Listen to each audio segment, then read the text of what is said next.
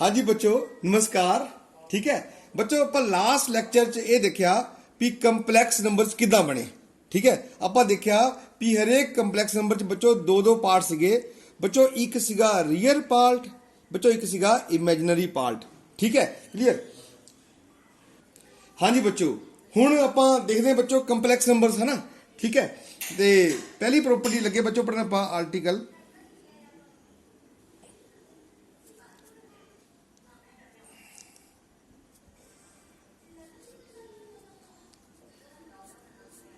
बच्चों आर्टिकल ये है कि if a complex number is zero, if a complex number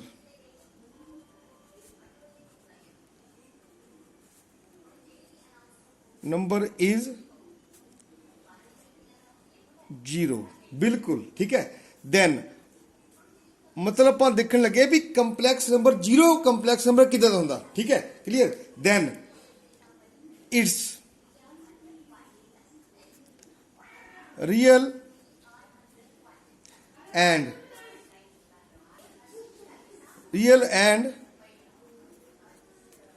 imaginary parts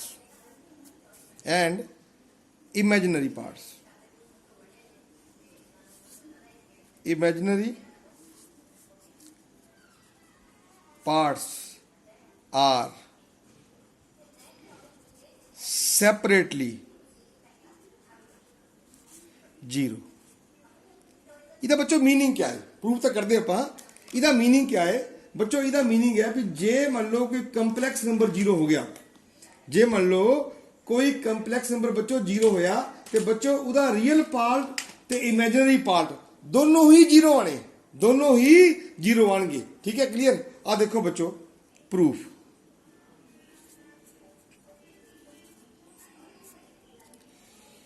ठीक है, late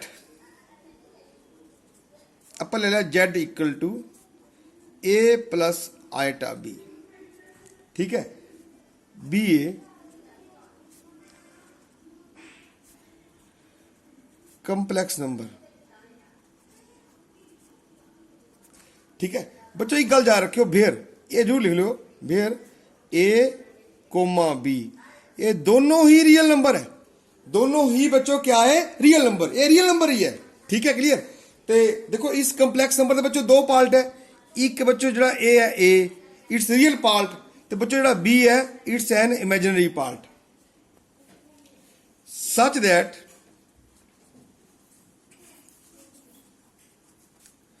Z equal to zero, मतलब जीरो मान लिया। ठीक है बच्चों, फिर देयरफॉर बिल्कुल सही गल है A plus iota B equal to zero.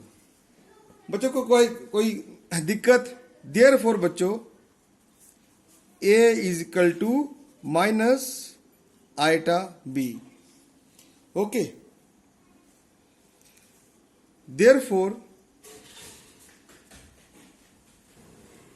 Squaring both sides, squaring both sides we get. हाँ जी बच्चों, कितना आ गया बोलो जी, A square equal to minus iota B the whole square. Therefore A square equal to iota square B square. Therefore बच्चों कितना आ गया, ए स्केयर इक्वल टू, देखो ए स्केयर इक्वल टू बच्चों ए आइटा स्केयर थानू पता कितना होंदा, हाँ माइनस वन बी स्केयर। क्यों बच्चों, because iota square it is equal to minus one. तो देयरफॉर बच्चों कितना आ गया, A square plus B square equal to zero. हुण बच्चों सारा खेल शुरू होया। हुण देखो भी A square plus B square equal zero आ गया। हाँ जी बच्चों, ये देखो ध्यान नाल, A square plus B square equal zero है। अच्छा थानू मैं कल बच्चों गल दसी सी गल, जे थानू शायद याद होवे भी ए बिलोंग्स टू देखो आर है। ठीक है, B ਬਿਲੋਂਗਸ ਟੂ R ਹੈ। ਫਿਰ ਬੱਚੋ ਆਪਾਂ ਇੱਕ ਗੱਲ ਬੜੀ ਚੰਗੀ ਤਰ੍ਹਾਂ ਪੜ੍ਹੀ ਸੀ, ਚੰਗੀ ਤਰ੍ਹਾਂ ਵੀ ਜਦੋਂ ਵੀ ਕਿਸੇ ਰੀਅਲ ਨੰਬਰ ਦਾ ਆਪਾਂ ਜੇ ਸਕੇਅਰ ਕਰੀਏ ਤਾਂ ਬੱਚੋ ਕੀ ਆਉਂਦਾ ਦੱਸੋ? ਸ਼ਾਬਾਸ਼, ਤੁਹਾਨੂੰ ਪਤਾ, ਸਾਨੂੰ ਪਤਾ। ਹਾਂ ਬੱਚੋ, ਸਾਨੂੰ ਪਤਾ ਵੀ A ਸਕੇਅਰ ਵੀ क्या आना? Non negative. हाँ, पॉजिटिव नहीं, नॉन नेगेटिव, मतलब जब पॉजिटिव या जीरो। तो बच्चों B स्केयर भी कितना आएगा? वो भी नॉन नेगेटिव। ओके, हुण देखो ध्यान नाल बच्चों, एक सिंपल जी गल है भी ये दोनों नॉन नेगेटिव नंबर्स है, A स्केयर भी तो B स्केयर भी, दोनों नॉन नेगेटिव। पर सम बच्चों कितना आ? सम हैगा बच्चों जीरो। हुण सानू पता बच्चों जदों दो नॉन नेगेटिव नंबर होण ते सम उहदा बच्चों जीरो होवे ਤਾਂ ਉਹਦਾ ਮੀਨਿੰਗ ਹੁੰਦਾ ਦਿਸ ਇੰਪਲਾਈਜ਼, ਹਾਂ A ਸਕੇਅਰ ਵੀ ਜ਼ੀਰੋ ਤਾਂ B ਸਕੇਅਰ ਵੀ ਜ਼ੀਰੋ। ਓਕੇ ਕਲੀਅਰ, ਠੀਕ ਹੈ। ਤੇ ਦਿਸ ਇੰਪਲਾਈਜ਼ ਬੱਚੋ ਕਿੰਨਾ ਆ ਗਿਆ ਬੋਲੋ ਜੀ? A equal to B equal to zero. Okay, ਹੁਣ ਇਹਦਾ ਦੇਖੋ ਵਟ ਇਜ਼ A ਕਿਆ ਬੋਲੋ ਜੀ? Real part of, therefore real part of Z। बच्चों ए भी जीरो आ गया, हाँ, and imaginary part of Z बच्चों भी कितना आया? जीरो आया। हुण इस गल का बच्चों, इस गल का ख्याल रखियो भी जदों भी कोई कंपलैक्स नंबर जीरो होना ना, कोई भी कंपलैक्स नंबर तद जीरो होएगा कदों बोलो जी? जदों बच्चों उहदा रियल पार्ट ते इमेजनरी पार्ट दोनों क्या होणगे बोलो जी? जीरो होणगे। क्या होणगे बच्चों जी?